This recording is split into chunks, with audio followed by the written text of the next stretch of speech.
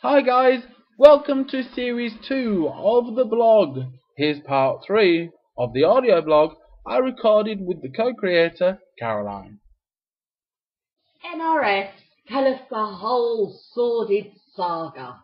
NRS are the company that deal with the repairs for the wheelchairs that we get through our local wheelchair service.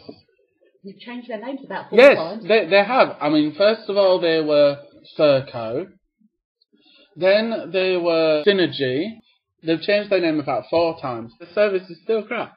And, it doesn't matter, as far as I'm concerned, it doesn't matter how many times you change your name. Change your name. If you run your business the same way, nothing changes, only the name. I mean, it's like whenever I phone up, I know who I'm going to be speaking to. It's the same receptionist every time. There was one particular time, they've got this supposed emergency wheelchair repairman, right, that comes out up until 11 PM, right?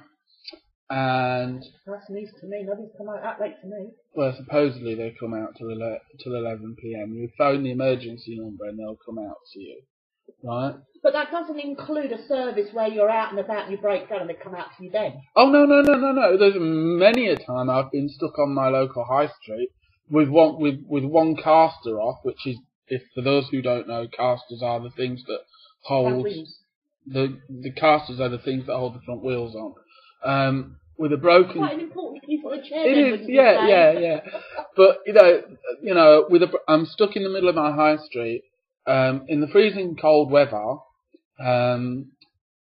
with no way of getting home, and I'm stuck.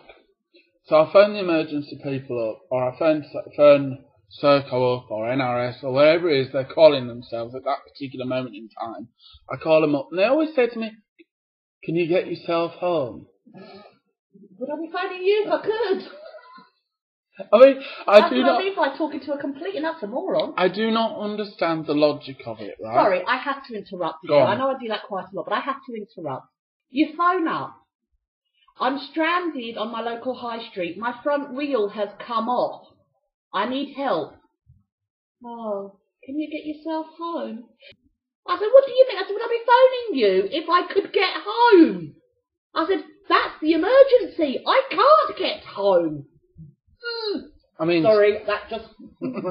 Technically, they are supposed to provide transport.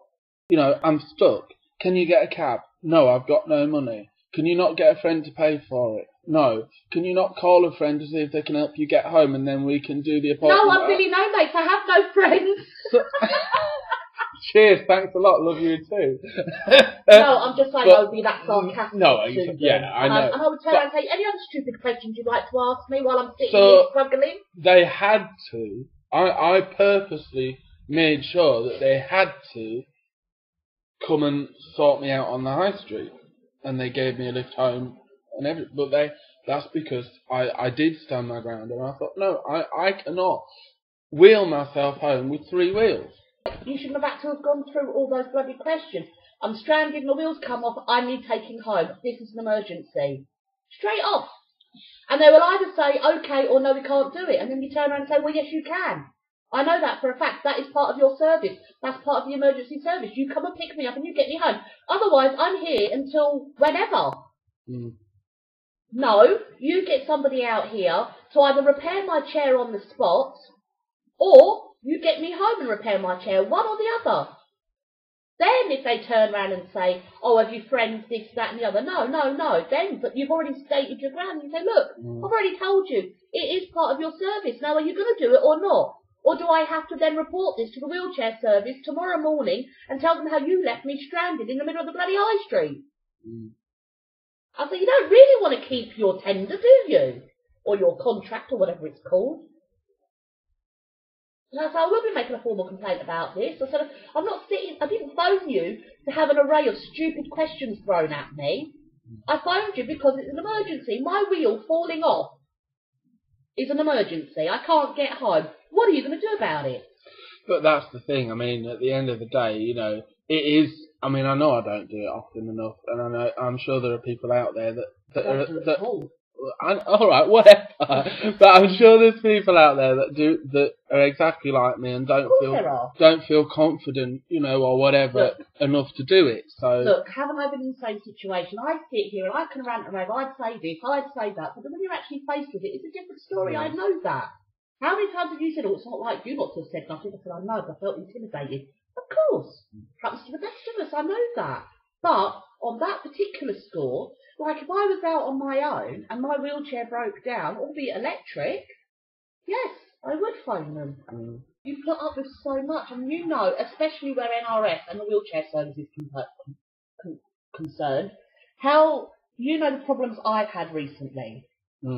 Now, in all fairness, and this is no disrespect to you in any shape or form, you're my best mate, it's not. But with the recent problems I've had, how quickly have I got them to pull their finger out and do something in comparison to how long you've had your caster problem? Yeah.